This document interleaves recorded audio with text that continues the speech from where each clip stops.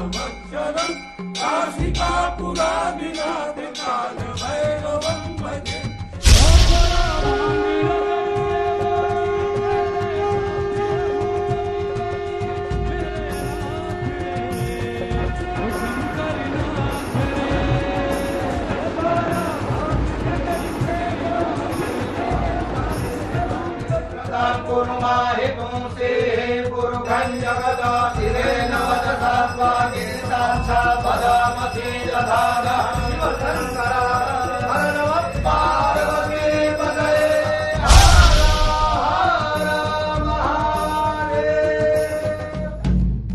नमस्कार, काशी विश्वनाथ की नगरी से आप देख रहे हैं बुलेट रिपोर्टर। आपके साथ मैं हूं चित्रा त्रिपाठी और इस वक्त बेहद खास मेहमान उत्तर प्रदेश के डिप्टी सीएम केशव मौर्य जी हमारे साथ मौजूद हैं। खुद वो बुलेट चलाएंगे, अलग अलग हिस्सों में जाएंगे और ये बताएंगे कि भोलेनाथ का आशीर्वाद बीजेपी को और केशव मौर्य को मिलने वाला है या फिर नहीं। उद्घाटन काशी विश्वनाथ कॉरिडोर का, भोलेनाथ आशीर्वाद दे रहे हैं बीजेपी को। का आशीर्वाद सभी को रहता है, लेकिन भाजपा को भी है, केशव प्रसाद को भी है, देश के माननीय प्रधानमंत्री श्री नरेंद्र मोदी जी को भी है और भाजपा के एक एक कार्यकर्ता, देश की एक एक जनता को, प्रदेश की एक एक जनता को। इसलिए बाबा का आशीर्वाद जो लेने का पात्र होगा वो पा जाएगा और पात्र हम लोग मानते हैं कि हम ही लोग। वाराणसी में आपने क्या क्या किया है ये मैं जानूंगी, लेकिन आजकल प्रधानमंत्री जी हर मंच पर आपका हाथ ढूंढते हैं, हाथ उठा देते हैं, आपकी पीठ थपथपाते हैं, आशीर्वाद देते नजर आते हैं। ये जो तस्वीरें आ रही हैं, इसका क्या है संदेश? देखिए, यह तो मतलब काशी के लोकप्रिय सांसद, देश के माननीय प्रधानमंत्री और विश्व के सबसे शक्तिशाली नेता माननीय नरेंद्र मोदी जी का अपने एक कार्यकर्ता के लिए बहुत स्नेह और प्यार है। और मुझे ही नहीं, मेरे जैसे लाखों करोड़ों कार्यकर्ताओं को माननीय प्रधानमंत्री जी का प्यार मिलता है, आशीर्वाद मिलता है। एक नई ऊर्जा के साथ, नए उत्साह के साथ हम लोग आगे बढ़ते हैं। एक और सवाल का जवाब दे दीजिए, उसके बाद हम बुलेट से आगे बढ़ेंगे। सवाल यह है, वो कौन कौन सा मुद्दा होगा? मुझे पता है आपका अति व्यस्ततम कार्यक्रम है जिसमें से आपने हमारे लिए समय निकाला है, लेकिन मुद्दा महंगाई का एक बहुत बड़ा है। जनता को आप कैसे संतुष्ट कर रहे हैं कि इस मुद्दे के होने के बावजूद भारतीय जनता पार्टी ने वो क्या काम किए हैं कि लोग आपको वोट करें? देखिए, जैसे हर बीमारी का इलाज डॉक्टर के पास होता है, तो हर समस्या का समाधान वो भाजपा के पास होता है, माननीय नरेंद्र मोदी जी के नेतृत्व में होता है, आदरणीय योगी जी के नेतृत्व में होता है और वह लगातार हुआ है। जो भी समस्याएं हैं उनका समाधान हम लोगों ने प्राथमिकता के आधार पर किया है। बाकी जो समस्याएं हैं वो हम ही समाधान करेंगे। जो लूटने का काम किए हैं देश और प्रदेश को, वह लूट सकते हैं, समाधान नहीं कर सकते। ठीक है, चलते हैं आगे। जरा और सवाल होंगे जिसका जवाब लेंगे हम डिप्टी सीएम से।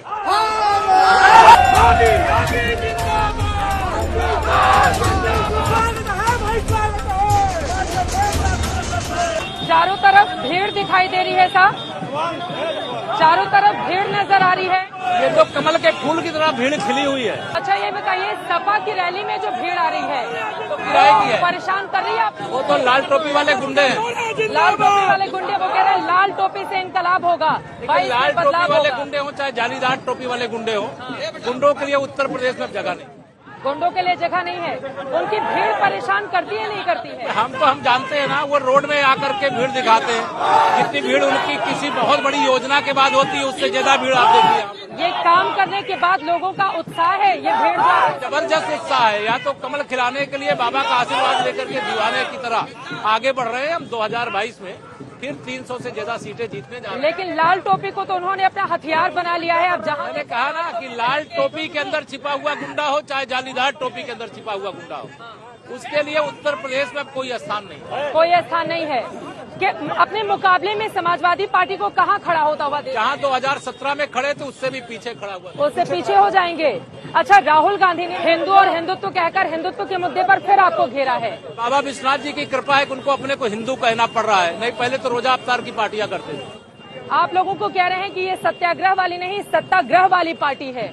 ये मैं कह रहा हूँ, श्री राहुल गांधी जी को विवश होना पड़ा। ये बाबा विश्वनाथ जी की नगरी की कृपा है कि आज देश में माननीय नरेंद्र मोदी जब से प्रधानमंत्री बने हैं, रामलला का भव्य मंदिर बनना शुरू हुआ है, 370 धारा हटी है, केंद्र में 2014 से भी बड़ी विजय मिली है, प्रदेश में इतिहास की सबसे बड़ी विजय भाजपा को मिली है। तो चाहे सपा का नेता हो, चाहे बसपा का नेता हो, चाहे कांग्रेस का नेता हो, उसको हिंदू बताने के लिए प्रमाण पत्र देना पड़ रहा है, अन्यथा पहले हिंदू बताने में परहेज करते थे। मतलब आपको लग रहा है कि कांग्रेस जो बार बार हिंदू और हिंदुत्व के मुद्दे पर बोल रही है वो बीजेपी की देन है? ये चुनावी हिंदुत्व है, चुनावी हिंदू है, ये असली हिंदू नहीं।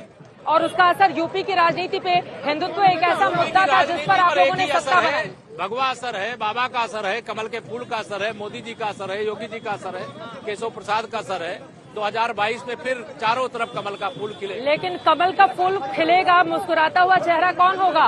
मुस्कुराता हुआ बार चेहरा, बार हमारे पास तो मुख्यमंत्री को मुस्कुराते हुए लेकर चेहरे ही चेहरे हैं। जिनके पास अभाव है वो सोचे उनका क्या अभी होगा। आपका चेहरा बहुत ज्यादा मुस्कुरा रहा है। हमारे यहाँ तो मुस्कुराते हुए चेहरों की एक लाइन है, लंबी श्रृंखला है। जिनके पास एक ही है वो सोचे कि प्राइवेट लिमिटेड कंपनी का क्या होगा। लेकिन आप खुलकर फिर योगी जी वाली बात क्यों नहीं करते हैं? खुल के कर रहा रेस हूं। में आप सब लोग हैं, लगे हुए हैं। आदित्यनाथ जी हमारे मुख्यमंत्री हैं, उनके पिछली बार आप रह गए थे और तो फिर इस रिकॉर्ड बार वोटों से जीतने का काम करेंगे। इस बार कितनी आएगी? मैंने कहा 300 पार 300 पार थे। अगर सपा को हम 2017 से पीछे ले जाएंगे तो इसका मतलब हम 2017 से आगे जाएंगे। 2017। चलिए हम भी थोड़ा आगे बढ़ते हैं, लेकर चलते हैं बनारस के कुछ और हिस्सों में।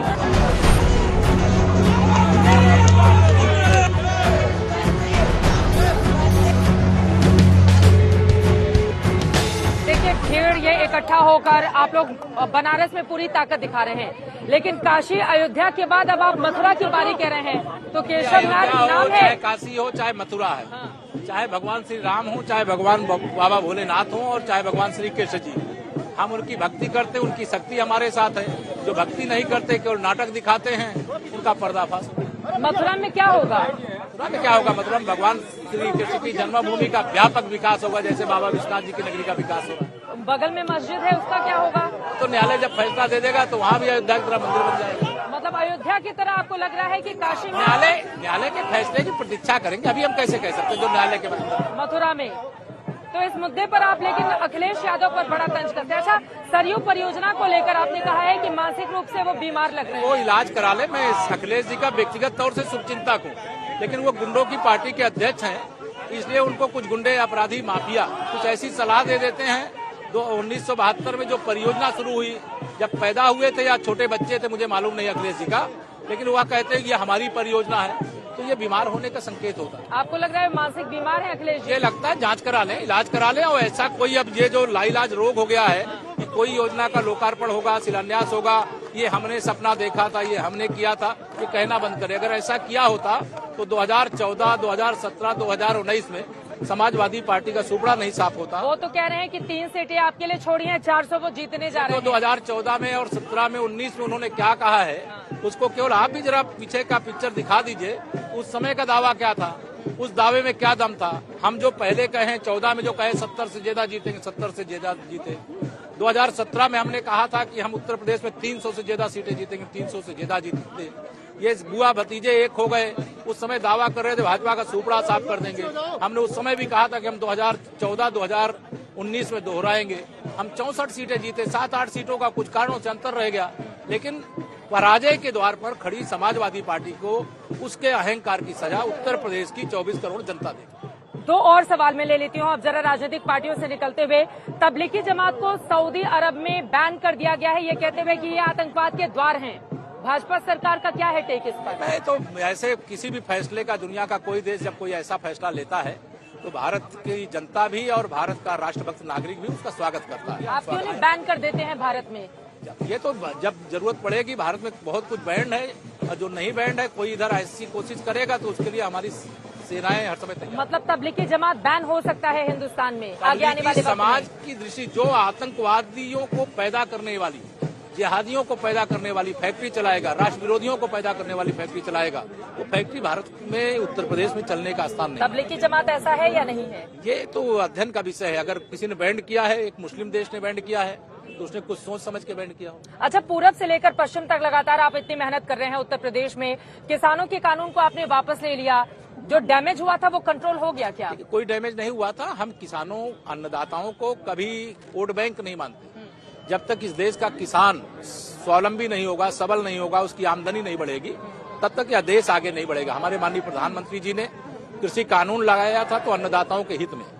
हम किसानों को समझा नहीं पाए। माननीय प्रधानमंत्री जी ने देश के किसानों से क्षमा भी मांगी है, कानून को वापस भी लिया है।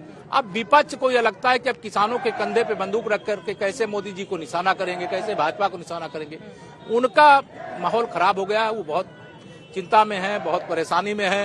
मुद्दा विहीन है। भाजपा के ना केंद्र सरकार के खिलाफ मुद्दा है, ना प्रदेश सरकार के। किसान वोट करेगा आपको? किसान हमें वोट 2014 से लेकर के 2019 तक किया है। 2019 के बाद आने वाले 25 साल तक अभी लगातार करेगा। किसान हो, चाहे मजदूर हो, चाहे नौजवान हो, हर वर्ग का वोट भाजपा को मिला है, मिलेगा। केशव मौर्य जी का क्या रोल रहेगा दोबारा सरकार आ गई तो? पार्टी का कार्यकर्ता, एक एक कार्यकर्ता, केशव प्रसाद जैसे लाखों नहीं करोड़ों कार्यकर्ता है, रोल रहेगा हर। ओम नमः शिवाय, ओम नमः शिवाय।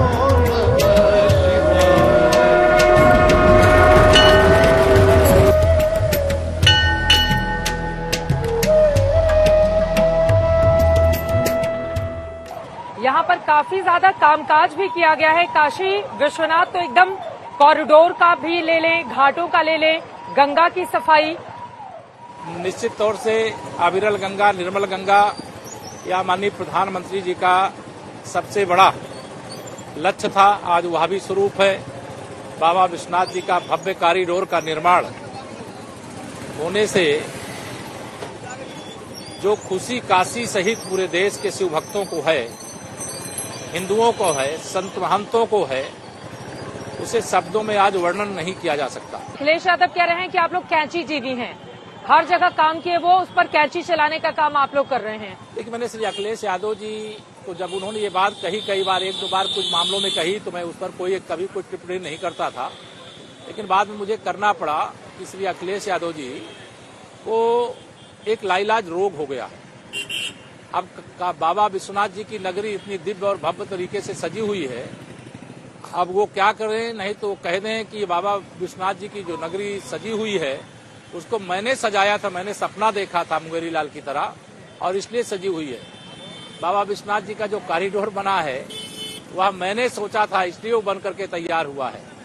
जो भी चीज उत्तर प्रदेश में अच्छी होती है उसके ऊपर एक समाजवादी पार्टी का स्टिकर चस्पा करना और बयान देना, जनता इनके इस प्रकार के बयानों पर हंसती है। अच्छा, कुछ ब्राह्मण नेताओं को उन्होंने शामिल करवाया है। अब बीजेपी तो मान के चलती है कि ब्राह्मण उसी को वोट देगा, लेकिन ये ब्राह्मण सम्मेलन वो भी कर रहे हैं बहन जी की ओर से भी, तो आपका ब्राह्मण वोटर कहाँ जा रहा है? मैं यह मानता हूँ, चाहे ब्राह्मण हो, चाहे क्षत्रिय हो, चाहे पिछड़े वर्ग की किसी जाति का हो, चाहे अनुसूचित वर्ग के किसी जाति का हो, चाहे जनजाति वर्ग के किसी जाति का हो, सभी भाजपा और माननीय नरेंद्र मोदी जी के दीवाने हैं। और हम लोगों ने ईमानदारी के साथ उनकी सेवा किया है, उनके लिए काम किया है। उस काम का बहुत बड़ा परिणाम मैं यह मानता हूँ उनके जीवन के अंदर आया। जो झोपड़ी में रह रहे थे आज पक्के मकान में रहते हैं, जिनके घर में बिजली नहीं पहुंची थी आज वहां बिजली पहुंची है। गरीब आदमी के घर में शौचालय, ये कल्पना नहीं की जा सकती थी, लेकिन गरीब व्यक्तियों के घर में भी शौचालय का निर्माण हुआ है। उनके घर में गैस के सिलेंडर पे अब भोजन बन रहा है, उनके नाश्ते बन रहे हैं। उनके घर में कोई बीमार होता है तो उनको आयुष्मान भारत योजना के अंतर्गत 5 लाख तक का परिवार के सदस्यों का इलाज हो रहा है। अभी हर घर नल से जल पहुंचाने की जल जीवन मिशन के माध्यम से एक बहुत बड़ी परियोजना, जिसमें गरीब हो या अमीर हो, अगर उसे शुद्ध पानी अभी तक नहीं मिल रहा था, तो यह सब चीजें कौन सोच सकता है? तो वह नरेंद्र मोदी जी सोच सकते हैं। इसलिए मैं कहा करता हूं कि जाके पैर न फटी बेवाई, वह क्या जाने पीर पराई। माननीय प्रधानमंत्री श्री नरेंद्र मोदी जी ने गरीबी को देखा है, गरीबी की स्थिति में जीवन को जिया है। माता पिता भाई बहन किन कष्ट में जीवन जी रहे थे या वो जानते हैं। मैं देख रहा हूँ एक एक कष्ट जो उन्होंने जीवन में सहा है उसे दूर करने का लगातार वो प्रयास कर रहे हैं। हम ये मानते हैं कि गरीबों के लिए हम जो भी सेवा कर पा रहे हैं ये हमारा सौभाग्य है, और गरीब के लिए हम काम करते रहेंगे, गरीब की सेवा करते रहेंगे, उनके जीवन में खुशी लाने के लिए। माननीय प्रधानमंत्री जी के मार्गदर्शन में केंद्र सरकार की योजनाओं से, प्रदेश सरकार की योजनाओं से उनको हर प्रकार से खुशियों से सरोबोर करने का प्रयास करेंगे।